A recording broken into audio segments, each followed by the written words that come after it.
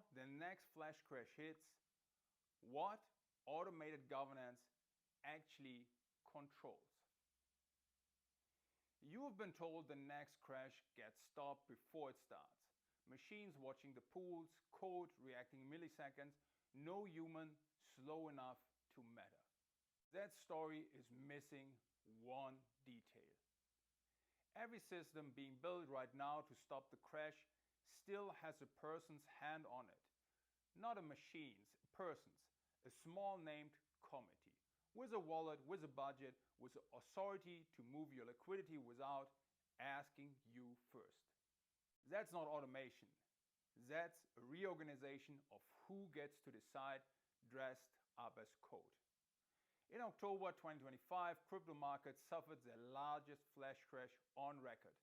In June 26, Bitcoin fell below $60,000 and wiped out roughly $2 trillion in value in a matter of days. Both times the industry's answer was the same: build something faster than us. What actually got built was something with fewer of us in the room. The pitch is autonomous governance. The reality is a smaller room with more power in it. Picture how you imagine this working. A pool gets thin, a price starts to slip, some piece of software notices and rebalances the pool before the slippage becomes a cascade. No committee meeting, no delay, just mass moving faster than fear. That picture is almost entirely wrong. What actually rebalances a pool in every system operating today is a governance authorized steward. A named role, a named wallet. Aave calls this their mainnet swap steward. It doesn't act on its own instinct. It acts inside a budget that a small governance body approved in advance, and it reports back to that body after. That's not the machine replacing the human. That's a human writing the machine a check and telling it exactly how much it's allowed to spend. Automated governance is not a system without people. It's a system where the people who used to need consensus now need a committee seat. This isn't a new problem. Liquidation cascades in tokenized and synthetic markets have been documented since 2020. Regulators watched March 2020's DeFi liquidation chaos. They watched the 22 contagion tier through lending protocols. They watched stablecoins depack in 23. Every time the response was a post-mortem, not a fix. What changed was scale. By this January, real-world asset tokenization had crossed $21 billion in total value locked, more than $300 billion once you count stablecoins. Tokenized commodities alone jumped from roughly $1.4 billion to $5.5 billion in the first quarter of this year. That's not a niche experiment anymore. That's real money moving through pools that were never built to survive a genuine stress event at this size. Then came the two events that actually mattered. October 10th, 25, the largest crypto flash crash on record, triggered not by a hack or a code failure, but by a single tariff announcement out of Washington. June 26, Bitcoin under $60,000, $2 trillion gun, JP Morgan using the word nightmare in print. The why now isn't a hidden algorithm breakthrough. It's proof twice that the existing safety layer doesn't hold. Twice in 9 months. The market proved it had no breaks. That's the why now. Not a breakthrough, a failure repeated. Here's a concept you need stripped down. A liquidity pool is a shared pot of 2 or more assets that lets people trade against it instead of against another person. When one asset in that pot gets sold or fast, the price inside the pool slides. And if it slides far enough, it triggers other positions to liquidate, which sells more of the asset, which slides the price further. That's a cascade.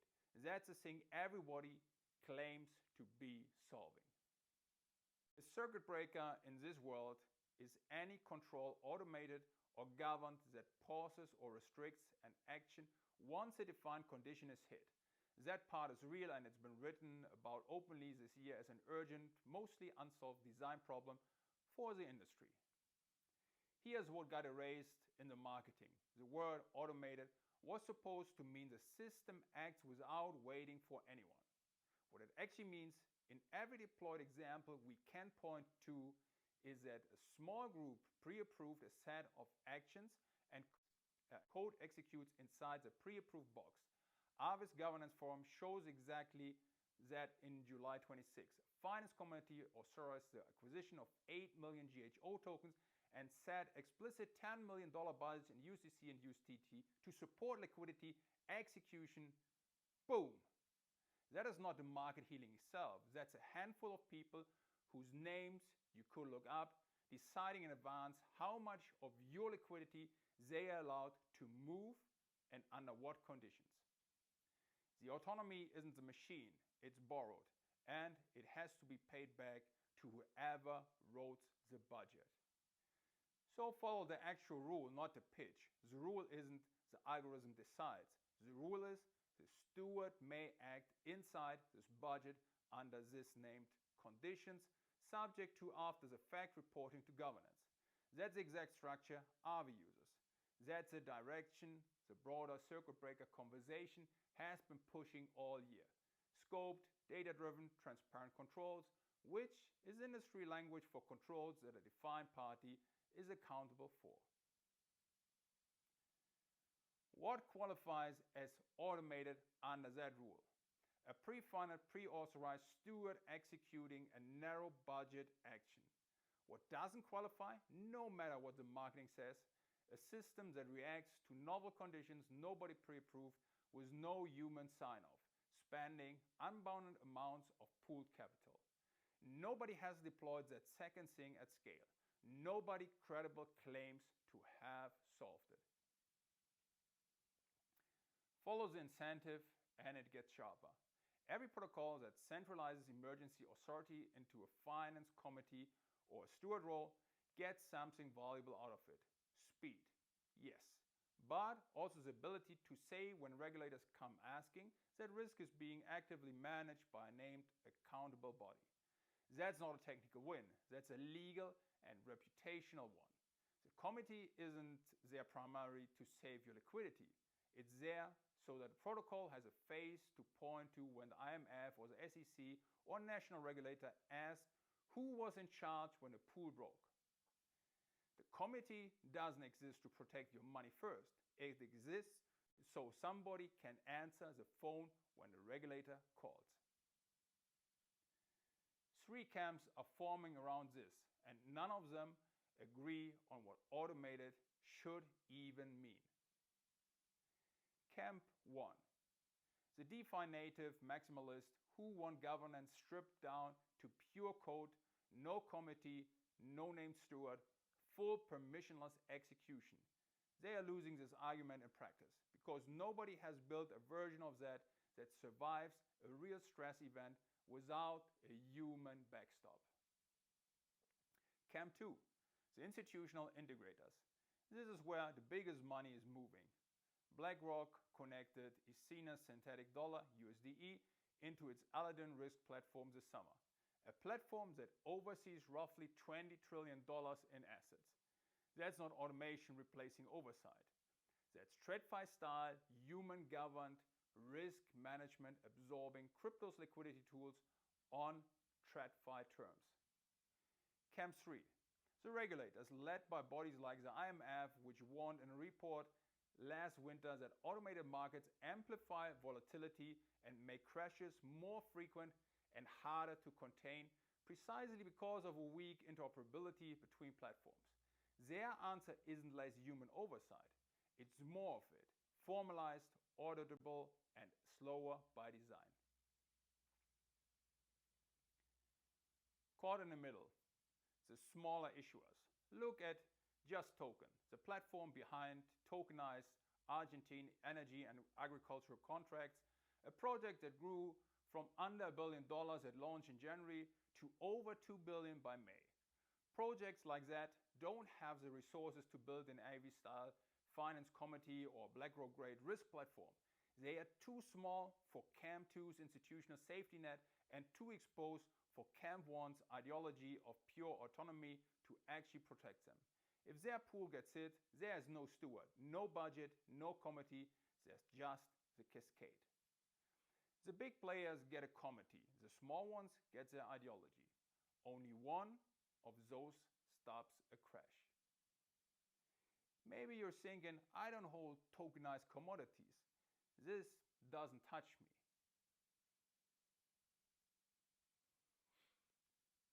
It already does. When BlackRock links a $20 trillion risk platform to synthetic dollar infrastructure, that infrastructure sits underneath products retail investors hold through completely ordinary channels. The wall between crypto native risk and your retirement account is getting thinner every quarter this year, not thicker. So here's a bifurcation plainly. Layer 1, the fully autonomous, ideologically pure version of this technology which does not exist at any meaningful scale because nobody has figured out how to make it survive contact with a real crash.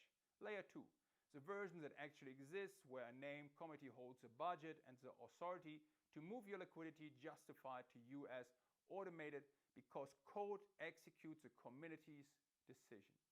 The layer that sounds safe, the institutional one with a committee and the named steward, isn't safe because it's automated. It's marketed as safe because it's controlled. And control concentrated into a small named group is exactly the failure mode that decentralization was supposed to eliminate in the first place. That's the trap. The compliance system, the one with a committee, wins. Not because it's better at stopping a crash. It wins because it's the only version anyone has actually gotten to work. Here's what actually being destroyed. And it isn't your money, not directly. It's the idea that decentralized finance meant nobody was in charge. Somebody is always in charge. The IMF's own warning makes that explicit. Without stronger interoperability and coordination, automated markets don't remove the danger, they amplify it. The industry's answer to that warning wasn't to remove the humans, it was to name them. Aves Finance Committee, mainnet swap steward with an 8 million token, $20 million budget, a BlackRock risk desk absorbing a synthetic dollar protocol into Aladdin. None of that failed because it's dishonest about being human run. It failed to become what it was sold as, autonomous. Was never really on the table. What's actually being built is a faster, more concentrated version of exactly the kind of gatekeeping this entire technology promised to end. Decentralization didn't die. It got a committee, a budget, and a name. So where does that leave you? 1. Nothing marketed as autonomous in this space right now is actually free of human control. Look for the steward, the committee, the budget, it's always there. 2. The October 25 and June 26 crashes weren't solved. They were absorbed. And the next one will test whatever committee structure exists at that moment. 3. Scale is not slowing down. 21 billion in tokenized real-world assets in January. Projections of over 100 billion by the end of the year. The gap between Cam2's institutional safety net and Cam3's smaller exposed players is only going to widen. 4. The question that matters isn't, is it automated? It's who holds the budget and who do they answer to? 5. Watch what happens to that question the moment digital identity gets attached to who's allowed to sit on these committees in the first place. There's a version of this technology that could have actually removed the gatekeepers instead of renaming them. That version isn't the one getting funded. So ask yourself this and sit with it. If the machine only ever executes what a small group of named people pre-approve At what point does it stop being their liquidity to protect and start being yours to lose? And when that committee needs to know, it's really you asking and really them approving what happens to the system that decides whose faces get to unlock the vote. If you're here for noise, scroll. If you're here for deals, stay. Crypto shorts.